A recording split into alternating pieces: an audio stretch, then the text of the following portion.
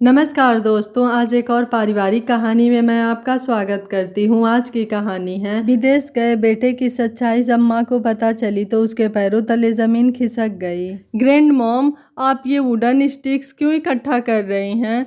पीछे मुड़कर देखा अपनी टूटी फूटी हिंदी में एनी, मेरी पोती, जो चंद रोज पहले ही अमेरिका से अपने मम्मी और पापा के साथ इंडिया वापस आई थी, मेरे हाथों में लकड़ियाँ पकड़े देख पूछने लगी, एनी, आज लोहड़ी का त्योहार है, रात को इसको जलाएंगे।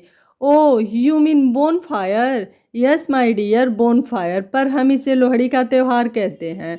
पर पहले तुम मुझे दादी कहो। ओके ठीक है दादी, पर मुझे समझ नहीं आ रहा है, व्हाट त्योहार? रुको, मैं पहले अपना काम खत्म कर लूँ, फिर आराम से बैठकर तुम्हें बताती हूँ। शाम को बहुत सारे मेहमानों ने आना है डिनर पर, तुम अभी अंदर जाओ अपनी मम्मी के पास। ओके दादी, कहकर रैनी अंदर चली गई और मैं अतीत में। मनिंदर मेरी इकलौती संतान, जिसने जैसे ही होश संभाला उसके सपनों का देश था अमेरिका, जहां जाकर वो आगे की पढ़ाई करना और वहीं सेटल होना चाहता था। 12वीं के बाद इंजीनियरिंग के 4 साल, उसके बाद एमएस की तैयारी की। बॉस्टन यूनिवर्सिटी की तरफ से उसे स्कॉलरशिप ऑफर की गई। एमएस की फीस के अलावा भी बहुत से पैसों की ज़रूरत थी। मैं स्कूल की नौकरी में उसके लिए इतने पैसे नहीं जोड़ सकी कि उसके पंखों को उड़ान भरने में मदद कर सकूं। एक ही ऑप्शन था, बैंक से कर्ज लेना। मकान को लीज पर रख कर हमें लोन मिल गया। वीज़ा मिलते ही उसने पहली फ्लाइट पकड़ी और अपने सपनों के शहर पहुंच गया। नया देश, नए तौर तरीके अपनाने में उसे ज़्यादा वक्त नहीं लगा। अब वो बड़ा हो चुका था और माँ की उंगली छोटी। अपने फैसले खुद करने लगा। मुझसे उतनी ही बात करता जितनी बतानी ज़रूरी होती। मैं खुद को तसल्ली देती रहती कि मुझे परेशानी ना हो, इसलिए मुझसे अपनी परेशानियां छुपाता रहता है। हर सेमेस्टर के बाद उसका रिजल्ट पूछती। मुझसे कहता, क्या है माँ, अभी पहली दूसरी क्लास के बच्चों की तरह रिपोर्ट कार्ड चेक करोगी? पास हो गया हूँ बहुत अच्छे नंबरों से। और मैं उसी समय मंदिर में जाकर उसकी तरक्की के लिए भगवान से प्रार्थना करती। कहते हैं झूठ के पाँव नहीं होते, किसने कहा? मैं ये तो नहीं जानती, पर सच्चाई कभी न कभी सामने आ ही जाती है। मनिंदर को अमेरिका गए 4 साल हो गए थे। अब वो वहाँ किसी बड़ी कंपनी में नौकरी भी करने लगा था। जब भी कभी वीज़ा की बात करती तो कहता, सब कुछ ऑनलाइन हो जाता है। मैं छोटे से स्कूल की टीचर जान ही नहीं पाती। आखिर वो किस दौर से गुजर रहा है? अगर मुझे अपने भाई हरबंस को अस्पताल में देखने लुधियाना नहीं जान पड़ता। अस्पताल में पहुंचते ही जो सच्चाई मेरे सामने आई वो सामने तो आनी चाहिए थी, पर इस तरह से नहीं। भैया का पथरी का ऑपरेशन हुआ था। वहाँ भाभी के भाई का लड़का जीतू भी था, जो सालों पहले अपने परिवार के साथ अमेरिका बस चुका था। आजकल इंडिया अपने बेटी की शादी की खरीद फरोख्त करने आया हुआ था। बातों ही बातों में मनिंदर का जिक्र छिड़ गया। भाभी अपने भतीजे को बताने लगी कि मेरा लड़का भी वहाँ अमेरिका में बॉस्टन में किसी कंपनी में नौकरी करता है, और भाभी मुझे मनिंदर की तस्वीर दिखाने को कहने लगी। मैंने अपना फ़ोन उनके हाथ में थमा दिया।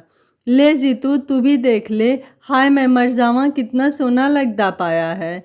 भाभी ठेठ पंजाबी में अपने भतीजे को मनिंदर की तस्वीरें दिखाने लगी। बुआ जी, आप मुझे मनिंदर के घर का पता और फ़ोन नंबर दे देना। माही की शादी का कार्ड उसे भी दूंगा। वैसे भी अपने लोग बाहर बहुत कम होते हैं, फिर मनिंदर तो अपने परिवार का हिस्सा है। ठीक है बेटा, मैं तुम्हें उसका एड्रेस भेज दूंगी।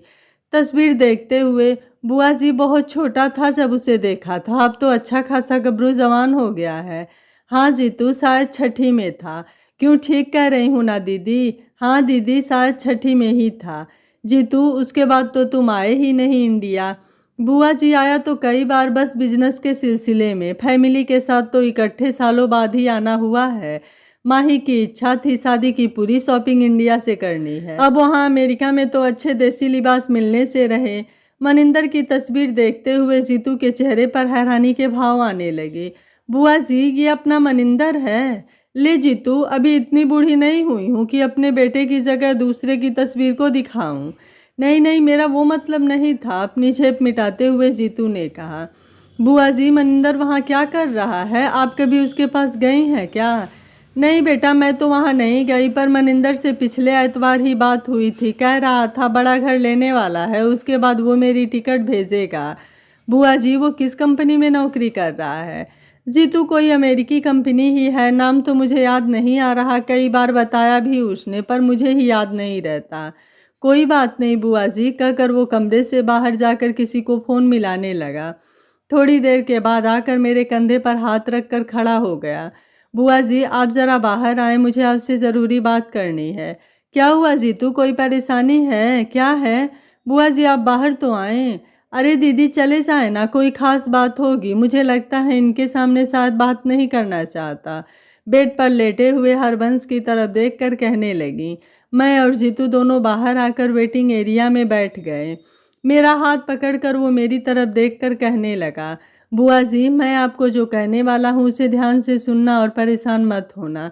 मैं अमेरिका जाकर जो भी हो उसके लिए कर सकूँगा ज़रूर करूँगा। जीतू मुझे तो समझ में नहीं आ रहा है कि तू कहना क्या चाहता है और किसके लिए क्या करेगा। बुआ जी मनिंदर के लिए। क्यों, उसे क्या हुआ बेटा, अच्छी खासी नौकरी है उसकी, अब तो नया घर भी लेने वाला है। बुआ जी वो आपसे झूठ बोल रहा है, उसके पास कोई नौकरी नहीं है, छोटे मोटे काम करके वो वहाँ रह रहा है। अब उसके पास प्रॉपर वीज़ा है भी या नहीं ये भी देखना होगा। लगता है उसकी एमएस पूरी होने के बाद उसे कहीं नौकरी नहीं मिली, इधर उधर हाथ पैर मारता रहा होगा। बुआ जी उसके वीज़ा का चक्कर होना है, अगर ख़त्म हो गया होगा तो बड़ी मुश्किल हो जाएगी।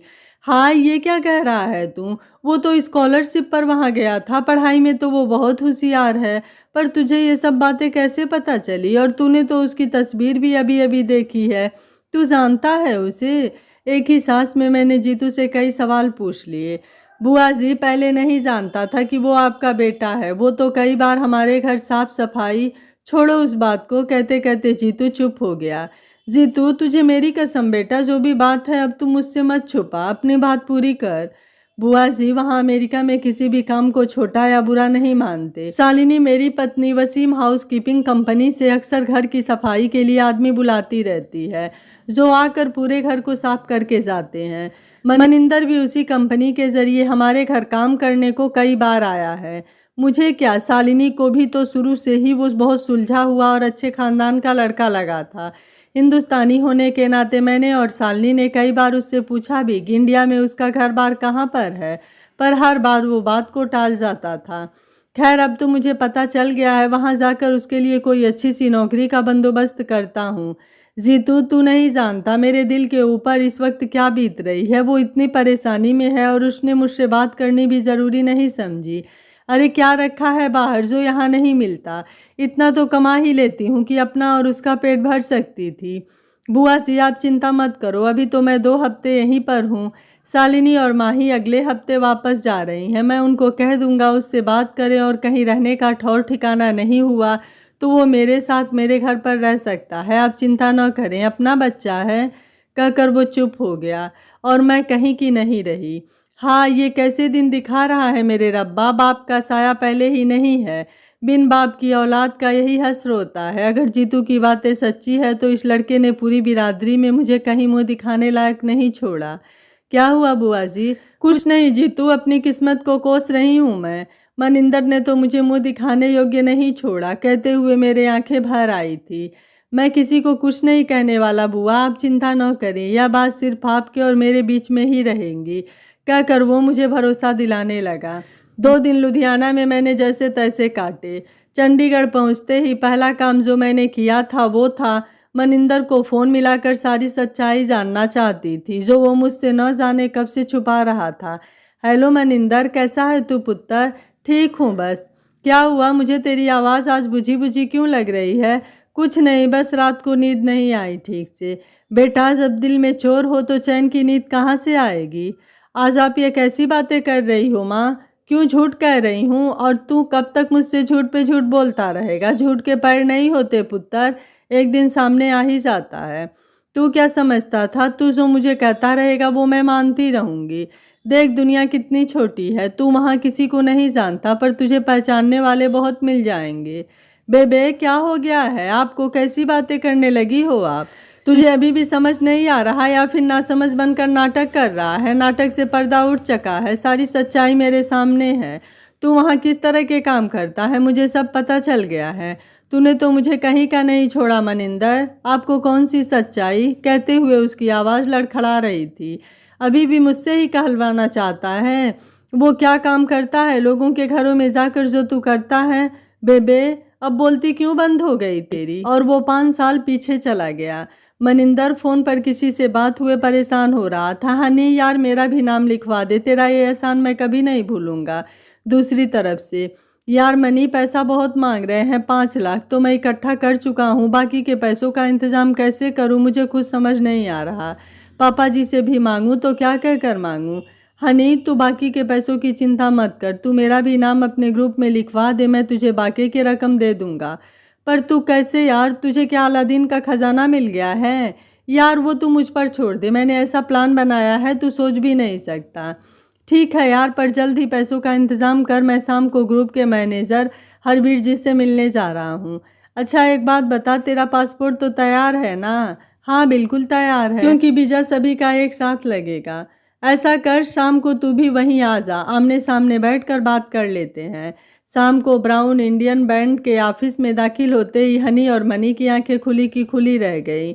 वो सोच रहे थे कि शायद वो दोनों ही हैं जो बाहर जाना चाहते हैं, पर यहाँ तो ज़्यादा नहीं 30 लड़के लड़कियों को बैठे देख अपना सपना पूरा होने की उम्मीद खत्म होने लगी।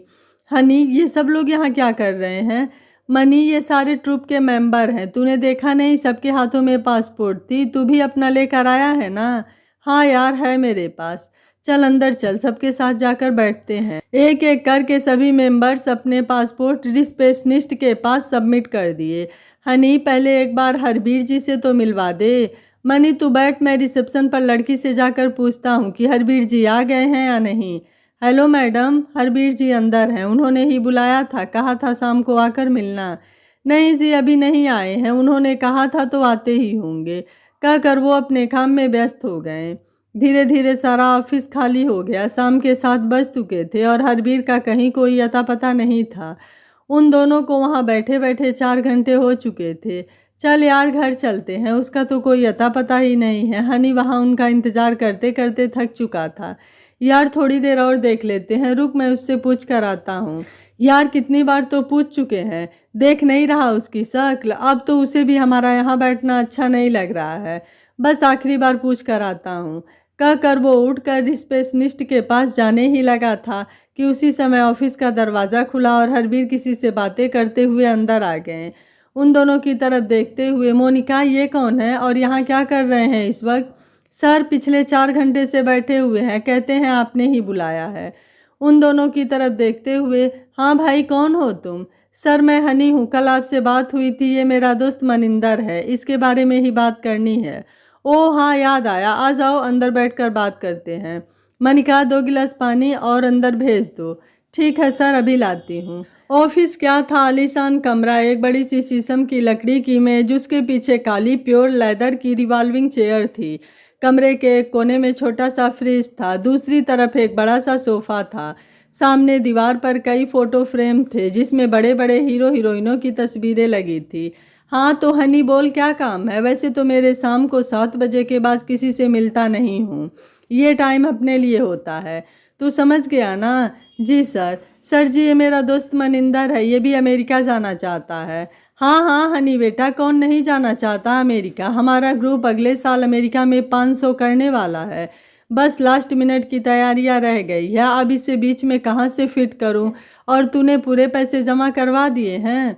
सर अभी आधी रकम ही इकट्ठा हो पाई है, पर जल्द ही पूरे पैसे जमा करवा दूंगा। तू अपने पैसे जमा करवा के पासपोर्ट दे जा, अगले महीने वीज़ा लगना है सबका। सर जी कुछ करो ना आप, जितने पैसे हनी ने देने हैं मैं उससे भी ज़्यादा दे दूंगा। ओ अच्छा, मोल भाव करना आता है तुझे? हनी तो 10 लाख दे रहा है, तू बता कितने देगा? सर जी 15 दूंगा। चल ठीक है हनी, तूने तो न्यू जर्सी रुकना है ना, हमारा दूसरा शो वहीं पर है, हम तुझे वहाँ छोड़कर आगे निकल जाएंगे, उसके बाद तेरा और हमारा कोई रिश्ता नहीं। ठीक है सर जी, बस एक बार वहाँ पहुँचा दो, फिर मैं देख लूँगा। और तूने कहाँ जाना है? जी मैंने तो न्यूयॉर्क जाना है। यानी सबसे पहले तूने ही गायब होना है, कहकर वो जोर जोर से हंसने लगा। सॉरी सॉरी, दीवारों के भी कान होते हैं, कहकर वो फिर से हंसने लगा। चल मनिंदर, अब थोड़ा सीरियस हो जाते हैं, अब बता तेरे दिमाग में क्या चल रहा है और तू वहाँ क्यों जाना चाहता है? क्या तेरे पास इतना पैसा है? सर जी मेरा बस एक ही सपना है कि मैं अमेरिका में रहूँ, चाहती तो मेरी माँ भी यही है, क्योंकि मेरी खुशी में ही उसकी खुशी है। माँ मुझे आगे की पढ़ाई के लिए वहाँ भेजने को तैयार हो गई है, पर अब मेरा पढ़ाई लिखाई में मन नहीं लगता। हनी ने बताया कि आप हमारे जैसे कई लोगों को वहाँ अपने ग्रुप के साथ ले जाते हैं, बस मुझे भी अपने साथ ले जाओ। बस वहाँ पहुँचा दो, उसके बाद जो होगा मेरी किस्मत। ठीक है, पर पैसे का इंतज़ाम कैसे करेगा? जो हो जाएगा, मैं माँ को मकान के बदले बैंक के लोन लेने के लिए मना लूँगा। चल ठीक है, फिर सारे इंतज़ाम करके 15 दिनों के बाद आकर मिल, सुलहवा दिन नहीं होना चाहिए। कुर्सी से उठते हुए सर जी 15 दिनों के बाद ही अब आपसे मिलने आएंगे, कहकर दोनों हरबीर के ऑफिस से बाहर निकल आए। न्यूयॉर्क सिटी, मेरे सपनों का शहर, चमचमाती सड़कें, ऊंची ऊंची गगनचुम्बी इमारतें, जो शहर कभी नहीं सोता। हाथ में सिर्फ $5000 और 5 साल का वीज़ा लेकर मैं सोच रहा था, क्या मैं इस शहर में कुछ बन पाऊंगा। लोगों की भीड़ में खुद को अकेला जल्दी महसूस करने लगा। शहर से बाहर एक छोटे से होटल में रहते मुझे 2 महीने हो चुके थे। आधे से ज़्यादा पैसे मैं ख़त्म कर चुका था। नौकरी के लिए बहुत हाथ पैर मारे, पर कहीं भी मुझे नौकरी नहीं मिली। अपने सपनों को धराशायी होते देख मैं अंदर ही अंदर टूटता जा रहा था। ना वापस घर जा सकता था और ना ही यह शहर मुझे अपना रहा था। समय की गति बहुत बलवान होती है। 6 महीने चुटकियों बजाते बीत गए।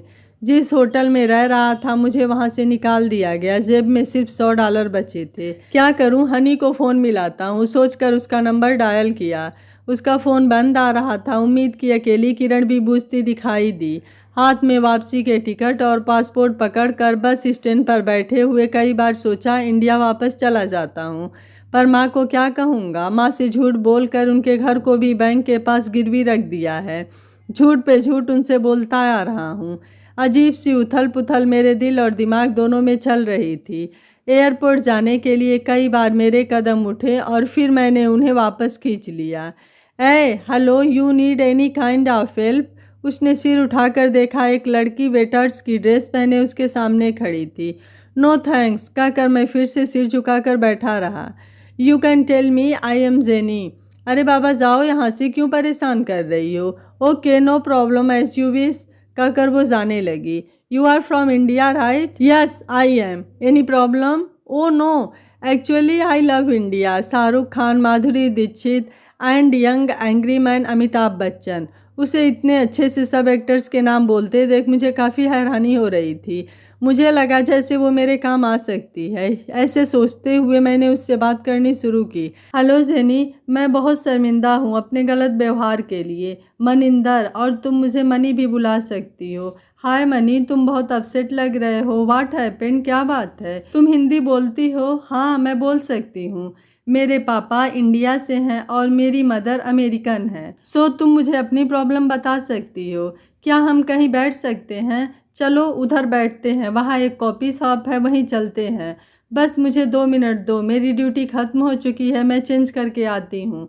पर जब तक आती हूँ मैं, तब तक तुम चले मत जाना। Okay don't worry, you go, take your time. मैं वहीं बैठा जेनी का इंतज़ार करने लगा और उसने भी ज़्यादा समय नहीं लगाया। 10 मिनट के अंदर ही वो वापस आ गई और हम दोनों पास ही एक कॉफ़ी शॉप में जाकर बैठ गए। मैं कॉफ़ी शॉप में काम करती हूँ। काफ़ी देर से तुम्हें वहाँ बैठे हुए देख रही थी। कहते हैं लड़कियों की सिक्स सेंस बहुत तेज़ होती है। मुझे लग रहा था तुम किसी परेशानी में, तो ज़रूर बोलो। बोलो क्या परेशानी है? मुझे एक नौकरी चाहिए और रहने की जगह। नौकरी? उसके लिए तो प्रॉपर वीज़ा होना चाहिए। वीज़ा तो है, पर मैं उसके हिसाब से नौकरी नहीं कर सकता। नौकरी नहीं कर सकते? फिर यहाँ आए किस मकसद से हो?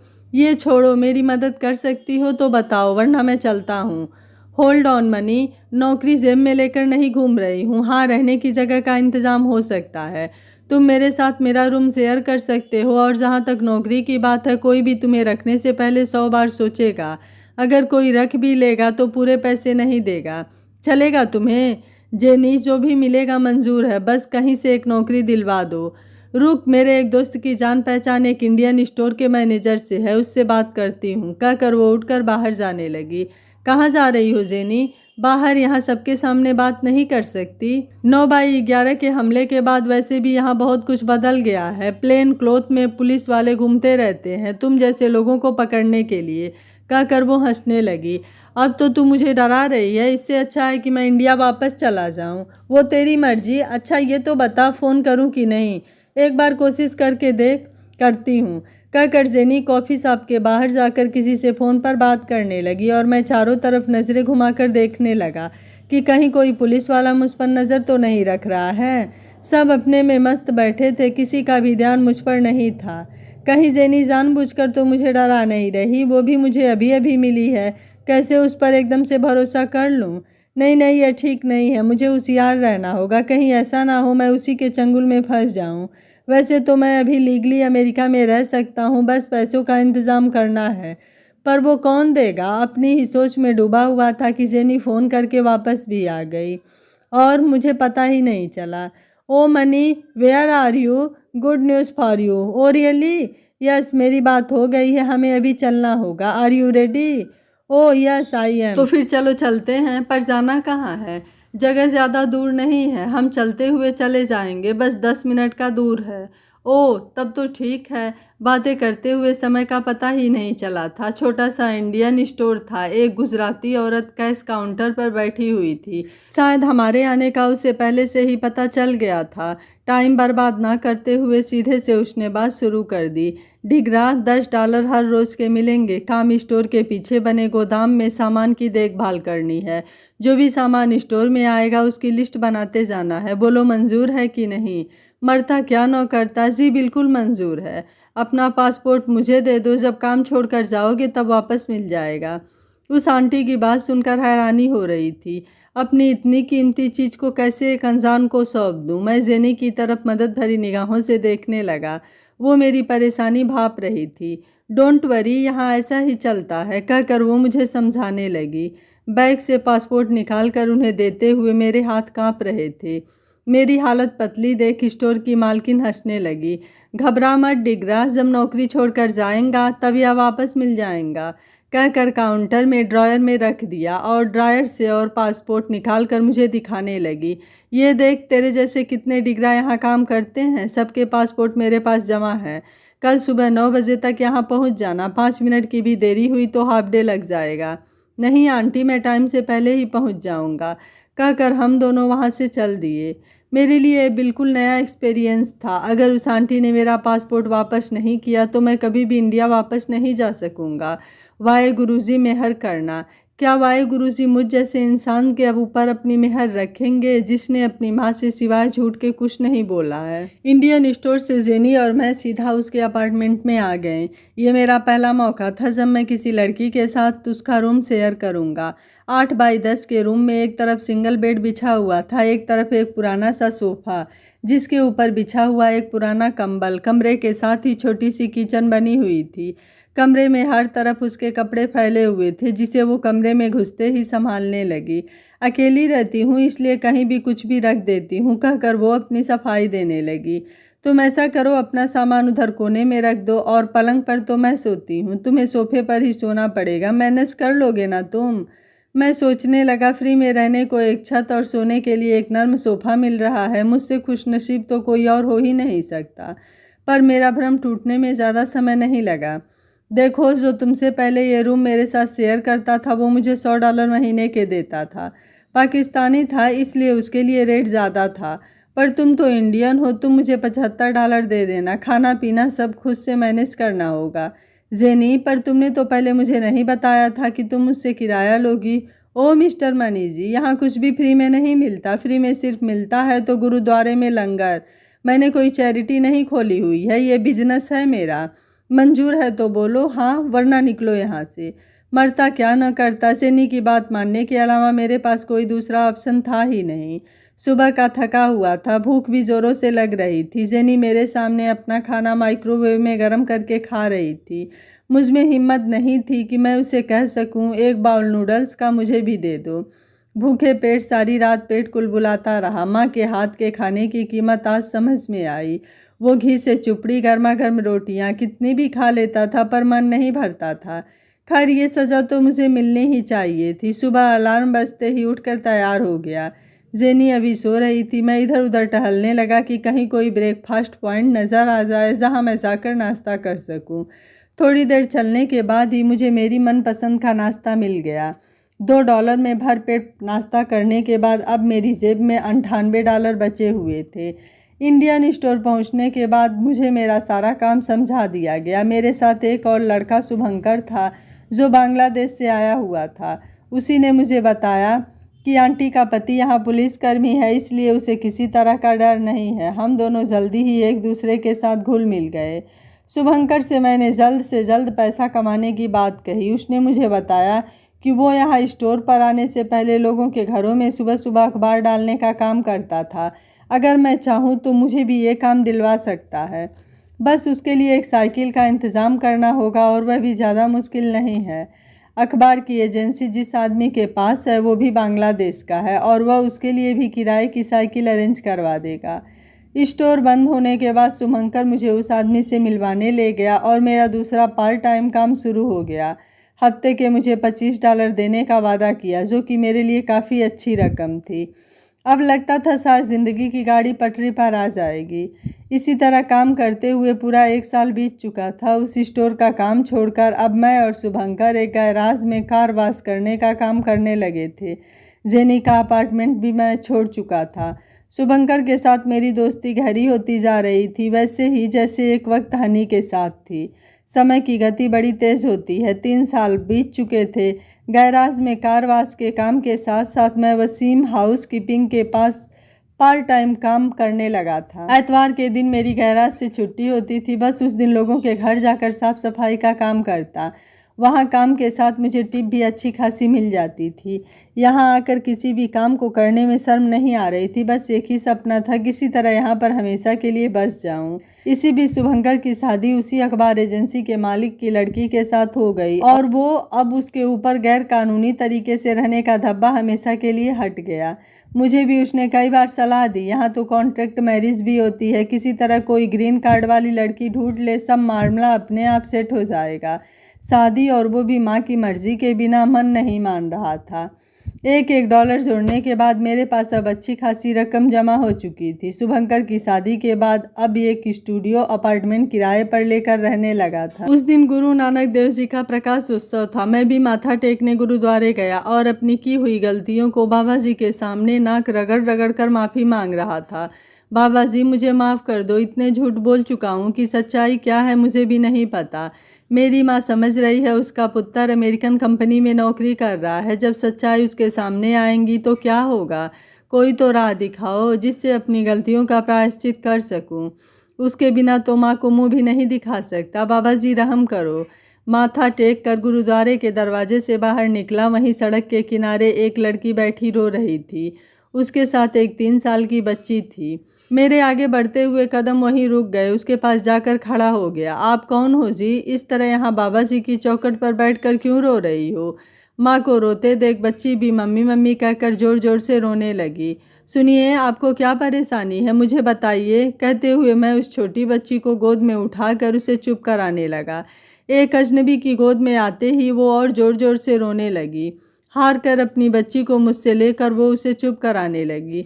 मैंने फिर उससे बात करनी चाही। आप इंडिया से आई हो? मैं भी वहीं से हूँ, चंडीगढ़ से। मनिंदर मेरा नाम है। और आपका? सब जस्सी कहते हैं। वैसे जसमीत कौर नाम है मेरा। मैं जालंधर से हूँ। ये मेरी बेटी ऐनी है। कहकर वो चुप हो गई। ये आपकी बेटी और आपके पति वो कहाँ हैं? पता नहीं वो कहाँ पर है। हमें यहाँ छोड़कर वे डिवोर्स पेपर मेरे हाथ में थमा कर चले गए हैं। कहते हैं वापस चली जा जहाँ से आई है। तेरे साथ शादी करना मेरी मजबूरी थी। माँ बाप की बात न मानता तो मुझे सारी जायदाद से हाथ धोना पड़ता। अब यहाँ की रहने वाली किसी लड़की से शादी कर ली है उसने, और हमें उस लड़की के साथ मिलकर घर से बाहर निकाल दिया है। ऐसे कैसे घर से बाहर निकाल कर ये तलाक के पेपर थमा दिए? रहता कहाँ है वो? पता वगैरह कुछ मालूम है? चलो मैं ले चलता हूँ तुम्हें वहाँ, फिर देखता हूँ कौन घर से निकालता है। नहीं, रहने दो, मुझे नहीं जाना उस घर में जहाँ कोई इज्जत ही ना हो। तो फिर तुम इंडिया वापस अपने माता पिता के पास चली जाओ, मैं इंतज़ाम करवा देता हूँ। नहीं, वहाँ भी नहीं जा सकती, माँ बाप तो है नहीं। चाचे ने ही मेरी शादी करवाई थी मेरी मर्जी के बिना। मैं तो अपना देश छोड़कर कभी यहाँ परदेश आना भी नहीं चाहती थी, पर उसे अपनी छाती से बोझ उतारना था सो उतार दिया। अब तो वो भी मुझे अपने घर की चौखट नहीं लांघने देगा। तो फिर क्या सारी उम्र यहीं बाबा जी के दरवाजे पर बैठे रहने का इरादा है? अगर मुझ पर भरोसा कर सकती हो तो मेरे साथ चलो। अच्छा आदमी तो मैं भी नहीं हूँ, गलत काम मैंने भी बहुत किए हैं, अपने को धोखा भी दिया है। यकीन करो मुझ पर, आज बाबा जी के सामने अपने किए गुनाहों की माफ़ी मांगने आया था, अरदास कर रहा था प्रायश्चित का एक मौका दे दो, और उन्होंने तुम्हें मेरे सामने लाकर खड़ा कर दिया। विश्वास कर सकती हो मुझ पर? बिना कुछ बोले वो मेरे साथ चल दी। 6 महीने एक दूसरे के साथ रहने के बाद हमने उसी गुरुद्वारे में शादी कर ली और ऐनी मेरी बेटी बन गई। जस्सी को वचन दिया कि किसी को पता नहीं चलने दूंगा कि ऐनी का असली बाप मैं नहीं हूँ। जहाँ इतने झूठ बोले थे वहाँ किसी की भलाई के लिए एक झूठ और सही। 6 महीने बीत चुके थे जस्सी से शादी हुए। जस्सी भी अब इंडियन घरों में खाना बनाने का काम करने लगी थी। ऐनी को वो डे केयर में छोड़कर वो अपने काम पर निकल जाती थी। हम दोनों की ज़िंदगी पटरी पर आ गई थी। बस एक अफसोस था, माँ को अभी तक मैंने भुलावे में रखा हुआ था। बस हर रोज़ सुबह उठकर सोचता था कि आज सारी सच्चाई माँ को बता दूंगा, पर फिर हिम्मत जवाब दे जाती थी। काश मैंने पहले सारी सच्चाई माँ को बता दी होती तो माँ को दूसरों के सामने शर्मिंदगी न उठानी पड़ती। उस दिन माँ के फ़ोन कॉल ने मुझे पानी पानी कर दिया। जस्सी मेरा हाथ थामे खड़ी रही, मेरी टांगें काँप रही थी। माँ के शब्द मेरे कानों में गूंज रहे थे। अब बोलती क्यों बंद हो गई तेरी? आज से ना मैं तेरी माँ हूँ ना तू मेरा पुत्र। मेरे मरे पर भी आने की कोई ज़रूरत नहीं है। माँ तेरी सारी बातें सही है, मैं गलत था, भटक गया था, इतनी ठोकरें खाई है, उनके निशान तेरे बेटे की हथौलियों पर छप गए हैं। अपने मरने की बात ना कर, मुझे माफ़ कर दे, मैं आ रहा हूँ। देख गया तो अकेला था, पर वापस तेरी बहू और पोती को लेकर आ रहा हूँ। मेरी घर वापसी हो रही है बेबे। जब आऊँगा तो जितना चाहे मार लेना, जो बुरा भला कहना है कह लेना, पर अपने मरने की बात मत करना। अभी तो अपने किए गुनाहों का पूरा पश्चाताप पूरा भी नहीं हुआ है। माँ का दिल तो मोम से भी नर्म होता है। मेरी एक आवाज़ से ही उसके सारे गिले शिकवे दूर हो गए। कब आ रहा है तू? जल्दी से आ जा, अब अकेले नहीं रहा जाता मनी। बस माँ, इस बार लोहड़ी इकट्ठे जलाएंगे। ऐनी जल्दी आ मेरी बच्ची, लोहड़ी की कहानी नहीं सुननी तूने? आ रही हूँ दादी। मैं पिछली यादों से बाहर आ गई। आज मैं अपने बेटे बहू और पोती के साथ लोहड़ी का त्यौहार खुशी खुशी मनाने की तैयारी कर रही हूँ, क्योंकि मेरा बेटा विदेश से वापस लौट आया है अपनी माँ के पास, अपनी धरती माँ के पास। यह कहानी आपको कैसी लगी आप मुझे अपनी राय कमेंट बॉक्स में ज़रूर दीजिएगा। वीडियो पसंद आया है तो वीडियो को लाइक शेयर एंड चैनल को सब्सक्राइब कर लीजिएगा। Thank you for watching. मिलते हैं अगली कहानी में।